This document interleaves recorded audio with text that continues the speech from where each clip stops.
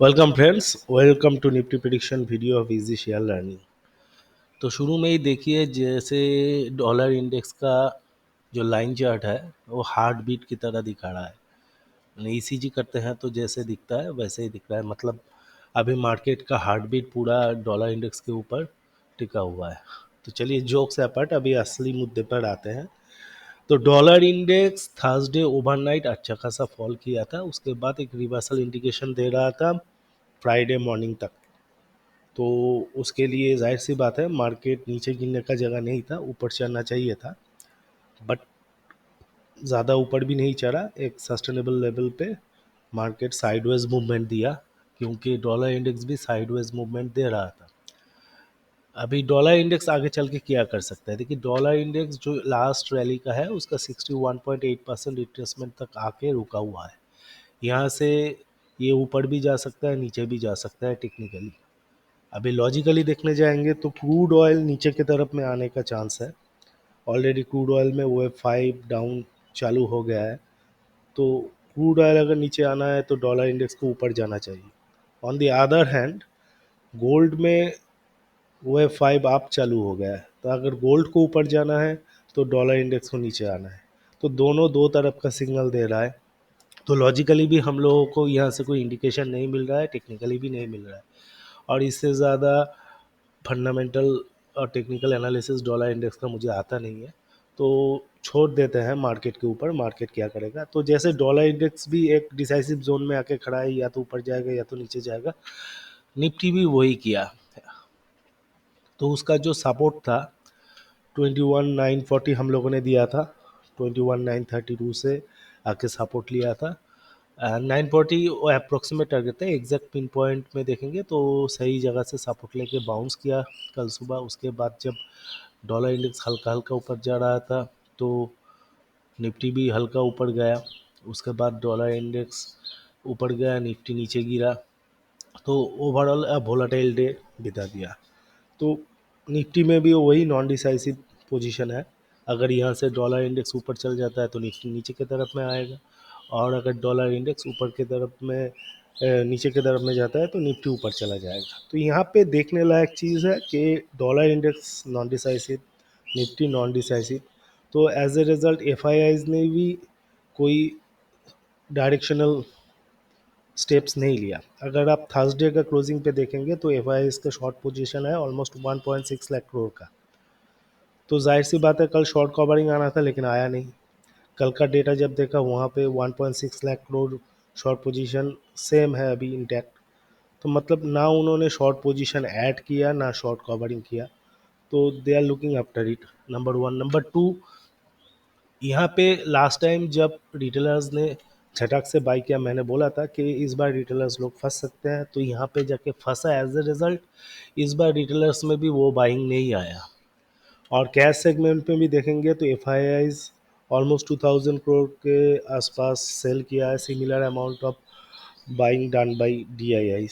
सो किसी भी एंगल से किसी भी तरह का डायरेक्शन नहीं दिख रहा है। तो यहाँ पे आ जाता है टेक्निकल एनालिसिस के ऊपर हम लोग को ज़्यादा डिपेंड करना पड़ेगा। अभी देखिए, टेक्निकल एनालिसिस क्या है वो, आज एक्चुअली पहले मैं बता दूं, आज एनालिसिस कम ज्ञान ज़्यादा देंगे, क्योंकि मार्केट का लेवल्स पैटर्न्स कुछ भी चेंज नहीं हुआ है और फंडामेंटल कोई भी डायरेक्शन नहीं मिल रहा है। तो हम लोग को ज्ञान के भरोसे ही थोड़ा डिसीजन लेना है, कैसे हम डिसिप्लिन वे से मूव को फॉलो कर सकें और अपने लॉस को रिड्यूस कर सकें और प्रॉफिट को इंक्रीज कर सकें। तो यहाँ पे टेक्निकल एनालिसिस और पैटर्न दो चीज़ है। टेक्निकल एनालिसिस क्या है?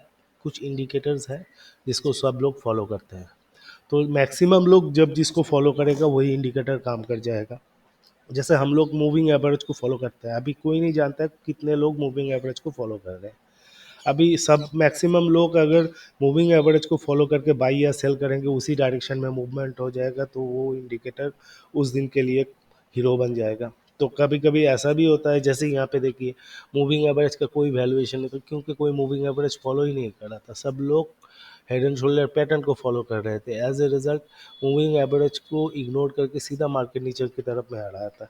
तो कब मैक्सिमम पार्टिसिपेंट्स ऑफ मार्केट कौन सा चीज़ को फॉलो करेगा, पैटर्न को या इंडिकेटर को। इंडिकेटर को तो कौन सा इंडिकेटर को कोई नहीं बता सकता, लेकिन फंडामेंटल जो है वो सबके लिए कॉमन है।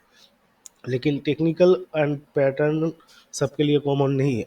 पैटर्न फिर भी कुछ हद तक कॉमन है, लेकिन टेक्निकल एनालिसिस इसलिए मैं बताता हूँ कि मार्केट कोई भी मूव ले, सब मूव को टेक्निकली आप एक्सप्लेन कर सकते हैं।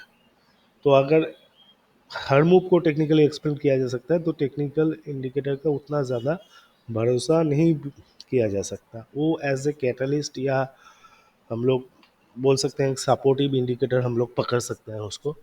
तो इसलिए मैं ट्राई करता हूँ हमेशा कि टेक्निकल इंडिकेटर्स या technical analysis plus chart pattern, वो भी टेक्निकल एनालिसिस के ही अंडर में आता है और टेक्निकल इंडिकेटर से थोड़ा अलग होता है।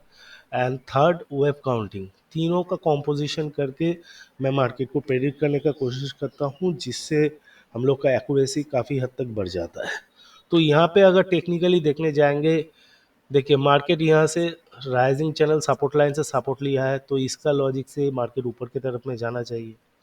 But fouling channel resistance line जो माइक्रो लेवल पे है, वहाँ पे वो अभी चैनल रेजिस्टेंस लाइन के नीचे है, अगर ये क्रॉस नहीं कर पाए तो नीचे आना चाहिए। तो मैंने बोला सब तरह का आपको एक्सप्लेनेशन मिल जाएगा, और यहाँ पे फंडामेंटल इंडिकेशन भी कोई किसी भी तरह का नहीं आ रहा है।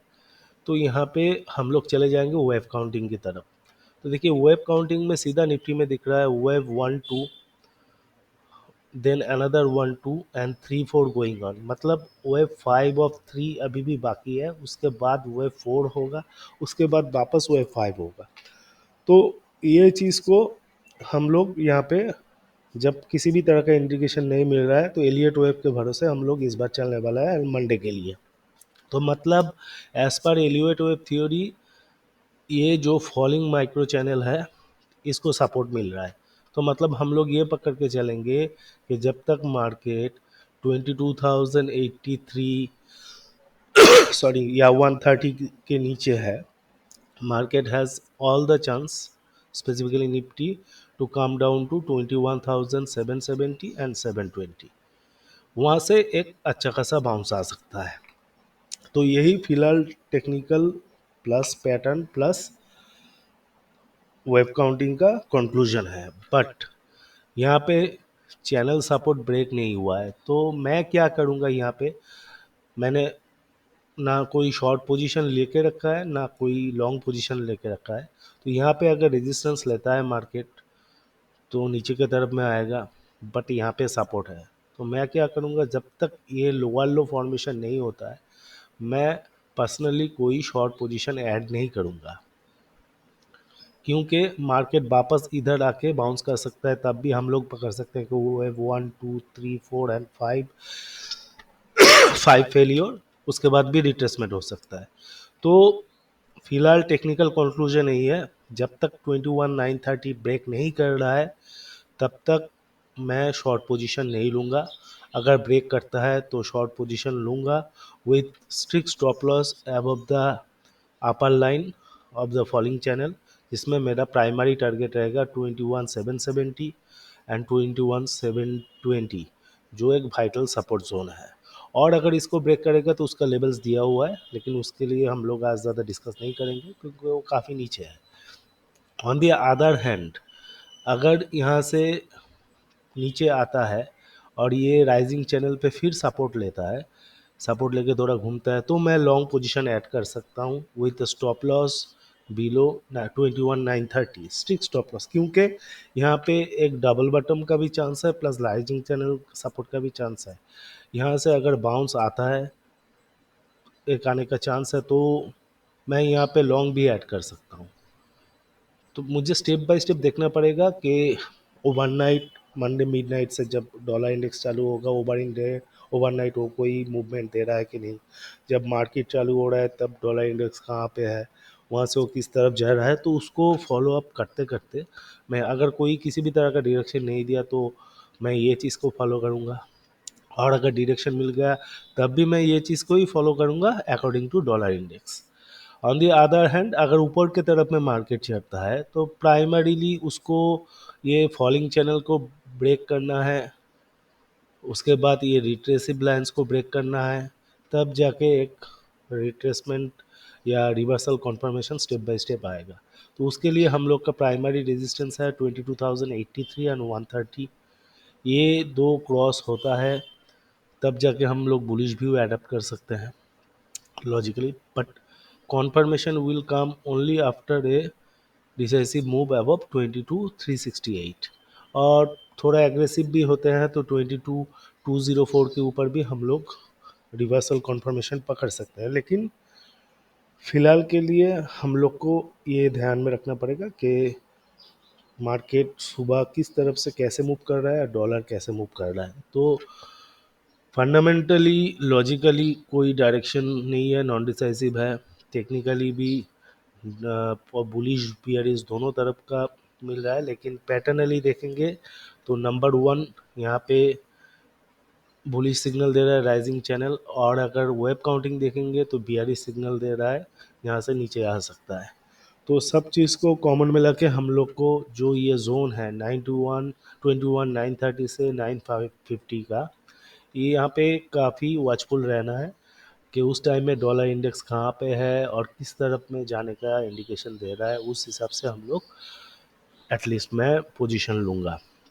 तो आज आप लोगों को अच्छी तरह से सीखने को मिला कि मार्केट कैसे रूल करता है, डॉलर इंडेक्स कैसे रूल करता है, मार्केट के ऊपर कैसे प्रभाव डालता है, और ऊपर के तरफ में रेजिस्टेंसेस मेंशंस है। तो ये चीज़, लेकिन 1.6 लाख करोड़ का शॉर्ट पोजीशन अभी भी एफ ने शॉर्ट कवरिंग चालू नहीं किया है। हालांकि कल अच्छा खासा चांस था एंड रिटेलर्स ने भी बाइंग नहीं किया है, इसलिए मार्केट बाउंस नहीं किया। तो जाहिर सी बात है, तो रिटेलर्स को ट्रैप में डालने के लिए मार्केट को इसको ब्रेक डाउन करना है, क्योंकि ये जब ब्रेक डाउन होगा तब रिटेलर्स काफ़ी वॉल्यूम में सेल करना चालू करेंगे पैनिक होके, जिसको यूटिलाइज करके एफआईआई शॉर्ट पोजीशंस को कवर करने का कोशिश कर सकते हैं। तो यहाँ पे भी हम देख सकते हैं कि अगर इसको और हम वेब काउंटिंग स्पेसिफिक में जाए, देखिए यहाँ पे जो वेब वन पकड़े हैं वेब थ्री का, वेब वन भी 1 2 3 4 5 में डिवाइडेड है, देन अ बाउंस। देन उसके बाद देखते हैं वेब थ्री का 1 2 3 4 5 देन अ बाउंस। तो यहाँ पे वेब फाइव चलने वाला है जो 1 2 3 4 एंड देन 5 करके इधर आएगा। तो ओवरऑल ये वेब 1 2 3 हो जाएगा, जिसके बाद 4 एक अच्छा खासा रिट्रेसमेंट हो सकता है। तो web counting is the only indicator right now जो हमें डायरेक्शन दे रहा है नीचे की तरफ में आने का, और जिसको कुछ कुछ technical indicator as well as short positions of FII सब कुछ सपोर्ट कर रहा है। जस्ट डॉलर इंडेक्स को ऊपर की तरफ में चलना है और कुछ नहीं।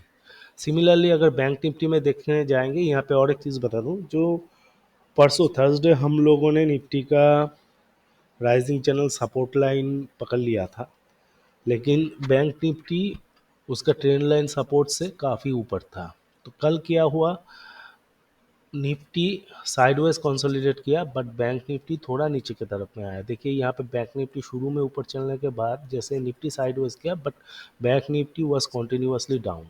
तो वो ये गैप काफ़ी हद तक फिलअप कर लिया है। तो अभी जाके सिनेरियो ऐसा है कि बैंक निफ्टी का ये support line is equivalent to rising channel support line of Nifty. तो हो ही सकता है कि कल का वेटिंग ज़्यादातर शॉर्ट पोजीशन बना हुआ है बैंक निफ्टी में, और एफ आई इज़ वेट कर रहे हैं कि बैंक निफ्टी का भी ये सपोर्ट लाइन पे आए और उसके बाद शॉर्ट कवरिंग चालू हो। तो यहाँ पे आके ही बैंक निफ्टी सीधा ऊपर चला जाए और डॉलर इंडेक्स नीचे आ जाए तो निफ्टी भी काफ़ी हद तक ऊपर चला जाएगा। तो इसीलिए मैंने बोला कि यहाँ पे जब तक ये लोअर लो फॉर्मेशन नहीं होता है हम लोग शॉर्ट पोजीशन क्रिएट नहीं करेंगे, क्योंकि देखिए इधर आया, हम शॉर्ट पोजीशन में थोड़ा प्रॉफिट में है, लेकिन अचानक से बैंक निफ्टी सपोर्ट लेके ऊपर चला गया, तो बैंकिंग स्टॉक्स निफ्टी को पॉजिटिव व्यू में लेके गया।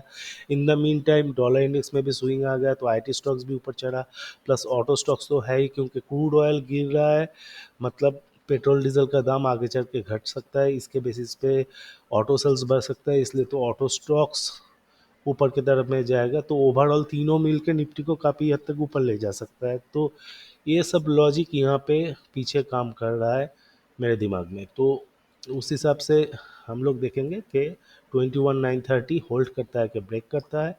और यहाँ पे बैंक निफ्टी 47,245 जो है उसका ट्रेंड सपोर्ट लाइन, वो ब्रेक करता है कि होल्ड करता है, तब जाके हम लोग बियरिश व्यू लेंगे। अदरवाइज यहाँ पे आके हम लोग with strict stop loss with a very small span हम लॉन्ग पोजीशन भी ले सकते हैं, और आफ्टर रिवर्सल कॉन्फर्मेशन भी हम लोग लॉन्ग पोजीशन ले सकते हैं। अदरवाइज अभी फिलहाल सीट असाइड। तो यही है, डॉलर इंडेक्स देखिए वही हार्ट बीट बना के किस तरफ जाएगा, कोई भी डायरेक्शन नहीं है, क्या करेगा आगे चल के देखते हैं। तो अगर वीडियो अच्छे लगे please do like share and subscribe. Thank you.